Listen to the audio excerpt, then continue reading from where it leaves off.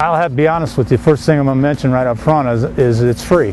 I like the service when it's free because, you know, you can tie up a lot of money in different services, and from experience I found out that sometimes you can pay a lot of money and you may not be getting that much out of it.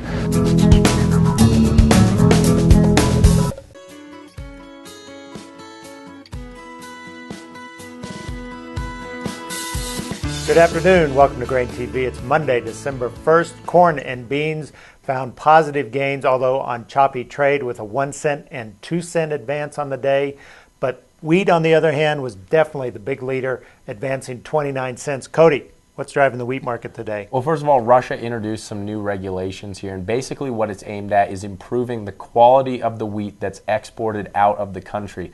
Basically, there was some concerns, and this is a policy that is now, I think, trying to combat this red-hot export pace that they're experiencing. Right now, they're running about 30% ahead of pace of what they've been at last year. So exports are going very strong. That has a lot to do with the fact that the ruble is very weak. You had a large harvest here during the summer. The bottom line here is that this is a policy to try and slow that by having to keep a closer watch on the wheat quality, the machinery quality, as well as the quality of the storage here. That's going to increase the cost here to export. It's probably going to slow grain movement. And I think this has the market really paying close attention to Russia's regulations here even going forward. Right. And so, you know, we have this sort of indirect trade barrier, if you will. But, Cody, do you think there's any possibility that Russia may get more direct in terms of imposing quotas or other types of direct trade restrictions down the road? I don't necessarily think they're going to go with direct trade restrictions, but I do think that we could get more of these kind of trade barriers down the line if the pace of exports continues to be red hot. Mm-hmm. Right now, you know, they're part of the World Trade Organization. They need to continue to sell to the, I mean, a lot of who they're selling to is political allies and people or countries that are going to be very important to Russia here.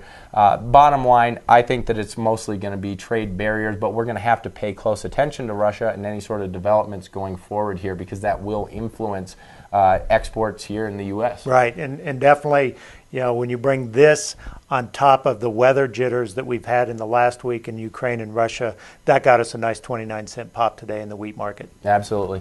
Now, we had export inspections, Kevin. If you take a look at those, I mean, what did we see and what does it mean? You know, really, Cody, it was sort of another week of mixed results here. We had beans, although strong, still well below analyst expectations with 1.8 million metric tons of shipments. You know, that's still a large bean shipment, but again, it's not on par with what analysts were looking for. It's some signs that the bean export pace may be slowing down.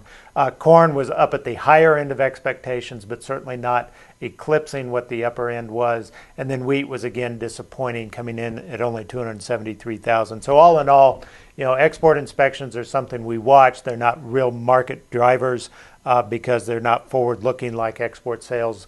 But, you know, it is something that the market sort of digested a little bit today. Absolutely. Well, guys, thanks a lot for joining us. If you have any questions, please give us a call. Number's 877-472-4607.